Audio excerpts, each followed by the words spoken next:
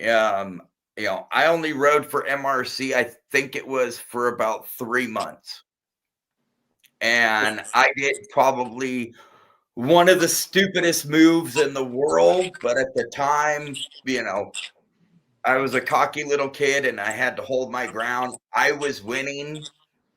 I showed up to a race. Everybody had new leathers. Ronnie Anderson was on the team with his brand new leathers. Where's mine? You don't get any. I don't get any leathers, then I'm not wearing your jersey. And I quit on the spot. And went and rode for it. Was a team, but it wasn't. I don't really know how to say it. They did it as a tax write-off. Okay. But I ended up riding for this team called System 1, which was me, Robert Del Pozo, Jason Shigas, and Timothy Woods. And it was just us 4. And I made, everybody made the mains. We did okay on the team card. Okay. And then they sent me to the NBL Grands. They sent me to a few races. Then I, of course, right before the Grands, hey, Joe, you want to come back on Peddle Power? And I always went back, I don't know why, just, Dude, Rob, his last name was Lynch? Rob Lynch. Yeah, that seems like a very,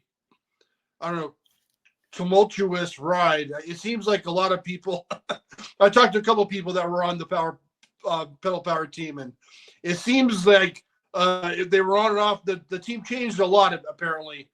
Was that true? Was it like that?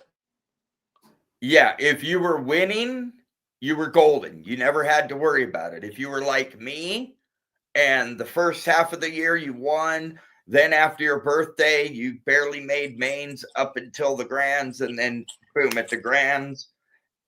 But Rob was smart. He knew when everybody's birthdays were. He knew who to pick up. To be honest with you, if it wasn't for Rob Lynch, none of the teams, would have gotten anything of what they have gotten in BMX. Rob was the one who made it to where they had to start paying teams out like they did pros. Wow. So it sounds like he was like just a real intense guy, and he wanted to build the best team he could. And if that meant cutting people, he cut them. Exactly. He was cutthroat, and he would tell you straight out. I mean, I watched him, not Holly in particular, but I literally watched him leave people out in the middle of, drop them off at the airport, call your parents, get a ride home. Not just Holly Dunn. He did it to other people. Oh, yeah. He thought about doing it to me, but we had too much history, and I think Rob knew what my dad would do to him if he got a hold of him. Not to mention, so I'm going to tell a story here. So yes. I'm going to sit back, man. This was 85 or 86. We went up to the Nationals up in Oregon, in the Oregon Duck parking lot, in the stadium parking lot. They used to have the track out there. I don't know if it's still there or not, but everybody does good. This is when Richie and Ronnie were riding for Peddle Power, Redman, everybody. So on the way back, we've got me, Dugan Neal, Rob Lynch, Lonnie Tatton, Ricky Gilbert, Redman, few other people in the van. Well, me and Ricky are the youngest in the van, so we're kicked to the back, right? So we're just pressed up against the back. I'm like, whatever. Well, I'm just staring out the back window. We're going down the 5 out in the middle of nowhere. I see this convertible come rolling up. Ricky, dude. I point out, it's 4 chicks in the convertible, right? I blow past everybody, and me and Ricky just blow past everybody up to the side van windows, and it's called the Gray Whale. This thing, the window is this bigger than a couch, right? Me and Ricky are up in the window like this. I'm up there going like this, right? Yeah. I'm 50 years old. I don't care. Yeah. These girls, they back off. Everybody's yelling, oh, whatever, you chased them off, blah, blah, this, that, the other. All of a sudden, they come cruising back up. Every single one of them's got their tops off. Redman, freaking Redbone and Lynch and freaking Lonnie Tatton. Right on, Remo. Come on, get him. I'm freaking all, woo. We're in the window. I reach down, I grab my bag of weed, and I'm, woo, come on. Let's smoke. They back off. They follow in behind us. We go into the freaking, we pull off into a rest area.